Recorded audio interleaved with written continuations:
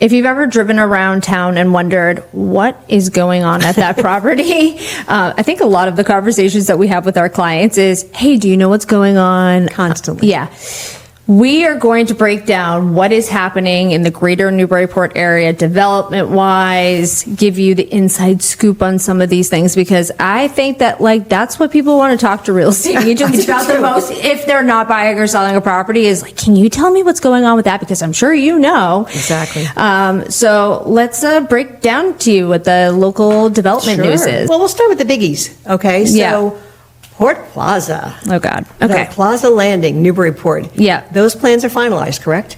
I believe so, yeah. 212 mixed income rentals on the old Kmart property, 25% affordable. Yep. Biggest building in the city history. I think a lot of people are having an issue with the scale. And the fact that it's historic character, because we all know Port Plaza has incredible historic character. Is it the Excuse me? Is it the asbestos tiles that are? No, I really like all the concrete in macadam. You know, Got it. that really speaks to 1720 to me. Anyway, I will say, I bet you, I haven't been in there since I was a kid, but I guarantee you that the cafe looks very cool. the luncheonette. Yeah, because it was very Manny used to go there. Yeah, very 60s style. I miss Kmart. Oh, I do too. That was the everything store. Anyway. So the reality is that not much can go there. Right. Especially because of Shaw's and their exclusivity contract. So they all have leases like that in there. So Right. to protect them so another supermarket doesn't open next Right. door. So everyone who has said, well, what about a Trader Joe's? What about a Whole Foods? It can't go there. Not only that. What about a gym? There's one across the street. But both companies have also said that the market's too small and they don't have any interest, because Trader Joe's has been inundated. Trust me, I'd love a Trader Joe's in Newburyport too, but the market is just not there to support it in terms of. It's been there for years. It's been It's been empty for forever. So I guess the options are, because there's very few commercial things that it could be. Well, it's so large too. That's It's part of the massive, issue. yeah. You can't really put a gap in there, or you can't, and the demographics don't support it. That kind of retail is going away anyway. Yeah, and you could potentially put a Target, but that would encroach on the problem with the exclusivity for Shaw's. So That's right. There's very few things that it could be. Like, I understand the wants and needs of the citizens of Newburyport, but the options are keep it vacant, because the cost to renovate it is just too astronomical, and I believe the rent there is pretty high too, whatever they were asking for it. I'm sure it's a lot. Yeah. It's too large. It's big. And what else would you do with it? Yep. I've heard some people say turn it into pickleball courts. Everybody wants pickleball courts. Everywhere. I know. This year. Or like, a trampoline park, like all this stuff. And while I understand the concern for more properties, it's in a pretty commercial location. There aren't a lot of neighborhoods surrounding it. So usually we come up against this objection when it's in a very residential area. Right. This is But not in my backyard. It's not in anybody's backyard. It's literally not in anyone's backyard, right. So I was shocked to find that people were so upset about this. Well, what about the traffic? The traffic's already terrible. You mean like the 5 cars that pile up at the stoplight next to the 7-Eleven at like 3:00 in the afternoon? Like, this is not right. So, I mean, obviously they're going to have to do their due diligence in terms of parking studies, water runoff, all that stuff. But as far as I know, it's been approved. I heard some weird rumor about a lawsuit on Facebook, but I didn't get the context. Who knows about I don't know who's suing who, but good luck to them. Yep. So let's move on to Salisbury Beach. What's going on over there? The dune nourishment seems to be a constant thing that is happening constantly. They do it, then they get money, they do it again, then they get money, do it again. Am I correct in that? Yeah, that's basically it's eroding. The beach is eroding, and so they have applied for grants and put money into building it back up, which has then just been swept back out to sea. Right. And also this is on private property that they're doing this, state intervention in private property, which I think is like the biggest objection for most people. Have you been following the Salisbury stuff? No, okay, all right. I figured I'd ask you because you live there. Yeah, no. And It's not in your backyard. Just kidding. so from my understanding, and, correct me in the comments if I'm wrong, is that people are mad that we're spending taxpayer money on people's private property. Makes sense. To build up the beach that is eroding, and at the same time, allowing more development of the waterfront. Mm-hmm. Because it's like, well, if we can't support what's there already, why are we putting in these big new buildings, right? It's amazing. I was down there. We have a listing down there. It's quite beautiful. But every time I drive to it, I think, where do all these huge buildings come from? We're not talking 2 and 3 units. We're talking 20, 30 units to the right and the left of you, wherever you go. But anyway, well, that's to fight another day. Now, what about the Amesbury Elementary School site? So some of you may know that's on Market Street, right? No. Southampton Road. Southampton. So that's on Southampton Road. It has been closed for a couple years. All of those students, when it closed, went to the new lower, they separated the lower and the upper elementary school, and it's off of Lions Mouth Road now. So that school closed, and it has just been vacant for, I think, 3 or 4 years now. And the city has said that they would like to have it developed residentially. There is no proposal currently on the table for that, but they're looking to start that process. It's a question mark for the future. Right, but I guess the point there is that it's going to be developed. Yeah. And it's a big property. There's a lot of good developers doing work in Amesbury, so I'm optimistic. It's funny because I'm just like a, mid-century nerd, so I would love to keep the original building because I think it would be so cool with that, like, overhang. I know you think it's disposable, but no, I don't think it's disposable. I just think that sometimes the juice isn't worth the squeeze. Okay, and we will get to that with something that happened in Newburyport. We can transition into that, but sometimes you're right, the juice isn't worth the squeeze. But I think it would be a very cool looking building if it wasn't probably filled with asbestos and falling apart inside. Yep. They're hard to rework. Think of it this way: if it's going to be residential, there's no fresh air.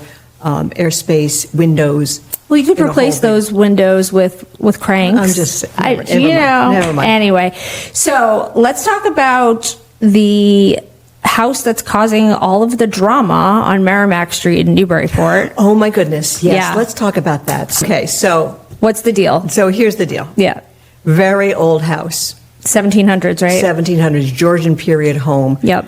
Everyone goes by it and says, what's going on there? And because it's been in disrepair for a number of years. A very, very long time. And it kind of looks like there's dirty curtains hanging in the windows. And it's overgrown. Yeah, all that. So what has happened is a local builder, a Caswell Development, has purchased the property. Yep. And my understanding is that, first of all, if you look at the front of the building, it's very, as they say in preservation, is very denatured. So it doesn't look like the qualities of a Georgian home are not obvious. They probably are on the inside in some spots, but there was a massive addition put on the back, and it was, I believe, a 2-family. Yeah. And it was structurally unsound. So the city gave them the right to tear it down.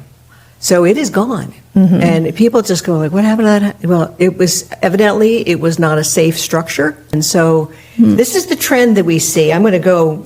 Well, saying that, just for funsies, I went through some the Historic Preservation Society agendas to see what was going on. And there are a lot of people looking for relief for demolition delays. I'm sure there are. 94 Ferry Road. There's an application by Scott Brown on a bungalow. Yeah, it's like, and look, I get it to a degree, right? So here's the problem in dollars and cents. Right. These little old houses that are adorable are probably, if they were on the market and we didn't have the rapid development going on that we have now, they would probably be $725,000 sales. When for years people said we can't afford to develop these properties because the finished product was probably worth $1.2 million, $1.3 million. And you're into it for like $500,000 probably, right? So $500-600 a square foot to do a total rehab. It doesn't make sense. Well, now that we've hit the $2 million mark as not an anomaly, but a regularity, and some three and four. Yeah. It makes economic sense. So people are knocking on doors and putting notes in people's mailboxes. And the only thing I have to say about that, if that is what works for the seller, then that's the seller's prerogative. It's their property. We have private property rights. Mm-hmm. But I would say that 9 times out of 10, if it were to go on the open market, they would get more money. Well, I mean, I think that a lot of people, what they don't understand is that developers need to get it significantly under market value in order for the numbers to make sense for them. For what, it is what it is. That is, well, it is what it is. There's a lot of reasons. They're in business, so they want to make a 25% profit. So you just do the math. Yeah. What are they paying for it? What's it going to cost them to get there? Right. 25% profit. They've got to pay a realtor to sell it, and they've got to pay the mortgage company for the 2 years it takes them to do the build out, or 18 months. So, right. There's two sides to every coin. Yeah. But on that note, there's a new house. I just got a text the other day about a house going up on Beacon Ave in the South End. We all know about the big one that sold for 4.15. That was 6,000 square feet. 4.3? 4.15 was the sale price. 4.15, yeah. $4,150,000. It was 6,000 square feet. The builder's a great builder. He did a beautiful job, house. Beautiful job. Basically a new construction home. And I think that's what happened on Beacon. So I got this text. I went over, I took a photo of the house. It's very pretty. Yeah. $3.5 million. Mm-hmm.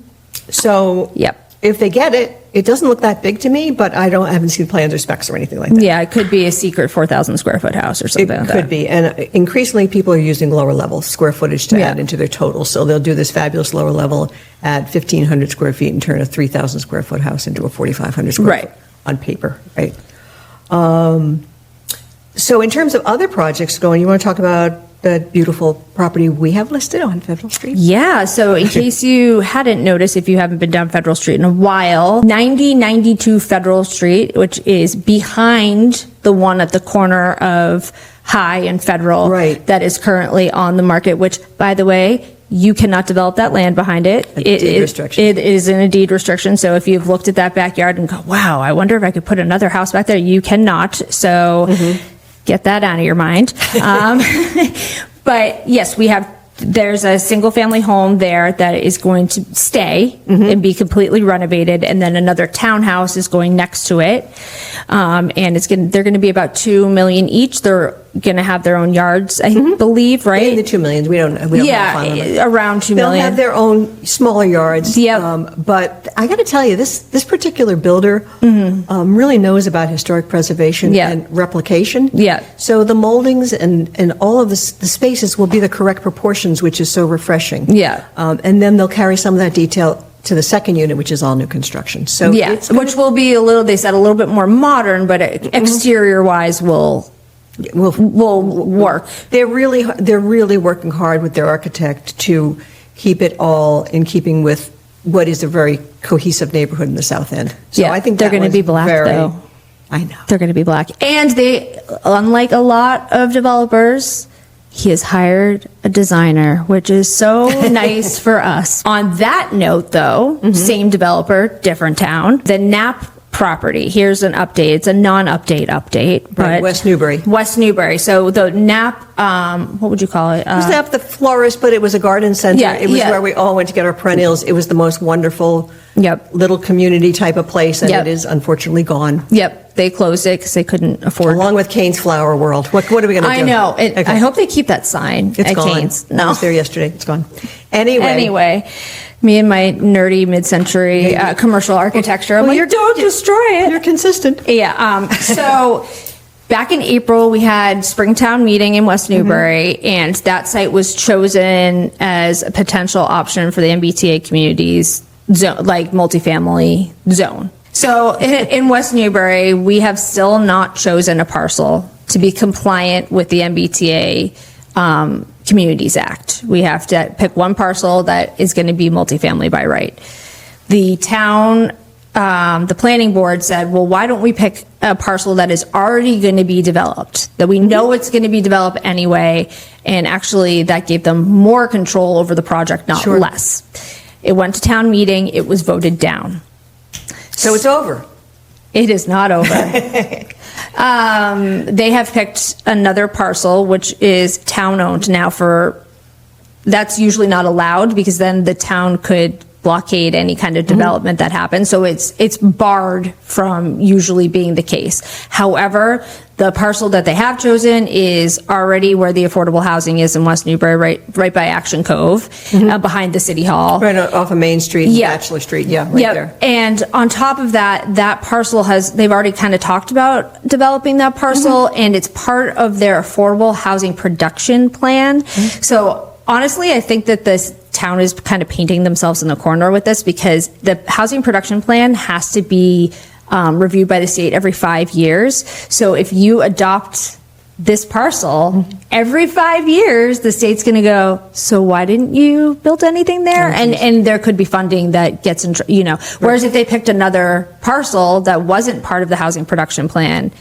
whether it was developed or not, the state wouldn't even be involved in. So they've added another layer of bureaucracy to their process. Yeah, and I think a lot of people think, well, it's just not going to be developed. But the thing is, but the state's going to be really watching us. So that's what happened with the MBTA. So NAP was taken off the table. Okay. Because of that. But like I said, it's already going to be developed. So I reached out to John Sarkis, who is the developer, and he said currently they're still planning on developing it. They're still, working on the plans. Right now they're doing some environmental cleanup because of just pesticides and stuff that were used so the out the forest. It's already transferred. No, it's under contract. It's under contract, and this is some of the due diligence work he's doing. Yeah, and it's been under purchase and sale for quite a while. Sure. I want to say over a year. Yeah. But that's normal. Yeah, but so he will have renderings in the next month, and I'm assuming he will probably be going before the planning board at some time before the year is up. So interested to see what that's going to look like because surprise, everyone, it's still being developed. All right. And so it'll be a planning board and zoning. It'll have to go through all of that. Yeah, well, it's going to be a 40B development. He said that he's hoping to friendly 40. Yeah, to keep it under the open space initiative, which actually allows him to put more than 40B because he's going to, portion off a bunch of the land as not developable. Oh, that's great. So essentially what open space initiative is, you say, okay, we're going to keep a lot of lush environment there and not overdevelop it. So then they allow more density. OSRD, open space residential development. Yeah. That's right.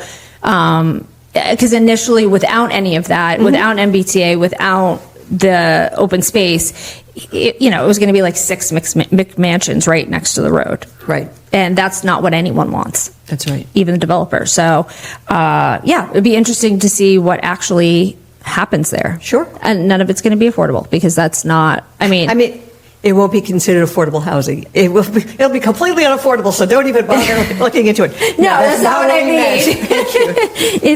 It's not slated to be all affordable housing is what I was saying. It's a private development. It is, yeah.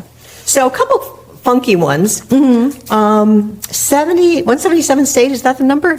Yeah, so right next to Domino's Pizza at the Rotary. Traffic circle. Traffic circle.